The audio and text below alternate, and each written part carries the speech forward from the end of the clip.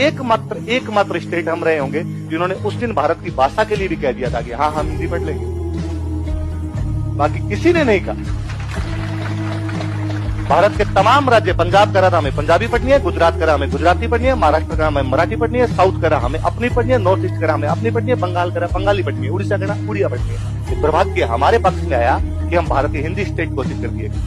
नई शिक्षा नीति आई और नई शिक्षा नीति के अंदर कहा गया कि भारत के तमाम बच्चे 5वीं तक अपनी मातृभाषा के अंदर पढ़ेंगे। मुझे बड़ा रोना आ रहा था कि उसमें मातृभाषा के नाम पर हमारी मातृभाषा हिंदी लिखी हुई है। हमारी नहीं है।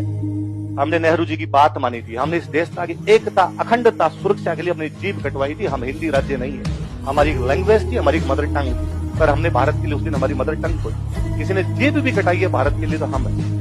मुझे आज बड़ा प्राउड फील होता है कि मैं इधर चूरू का रहने वाला हूँ। मैं चूरू सीकर झुंझुनू के जिस किसी गांव से गुजरता हूँ, 99 के युद्ध में एकमात्र कोई ऐसा कोई गांव नहीं होगा जहां का शहीद नहीं। पूरा झुंझुनू और सीकर भरा पड़ा है। मैं कभी जोधपुर के शेरगढ़ की तरफ निकल जाता हूँ, गांव के अंदर शहीद होंगे। और ये तमाम राजस्थान की स्थिति है। हम आज भी, हमारा सिंगल आदमी कभी नहीं कहता कि हमें भारत से लगा।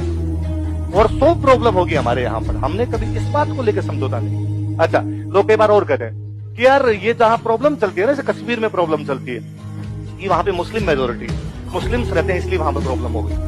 या पंजाब के अंदर चलती है तो वहां पे सिख मेजोरिटी है, थोड़े अलग धर्म के लोग रहते हैं इसलिए प्रॉब्लम हो गई। मैं कहता हूँ हमारे 4 जिले इस बाउंड्री के ऊपर आते हैं बड़े तौर पे। गंगानगर आता है, बीकानेर आता है, बाड़मेर आता है, जैसलमेर आता है। पूरी बाउंड्री मुसलमानों और सिखों से भरी पड़ी है, तो भी नहीं। पूरी बाउंड्री पर हमारे मुस्लिम और सिख है, पर हमारे वालों तो ये भी नहीं कहा। इसका मतलब तुम्हारे लॉजिक भेद भौंतरे हैं, तुम्हारे लॉजिक बहुत ही अजीब से है। तुम उन लॉजिक को देना भी नहीं चाहते कि तुम्हारी समस्या क्या है। नहीं तो तुम समस्याओं की जड़ों में जाना चाहते। यदि वो समस्या जो तुम गिनाते हो वो फिर हमारे राजस्थान में भी, पर हमारा कोई भी आदमी इस प्रकार की बातें नहीं कर रहा है।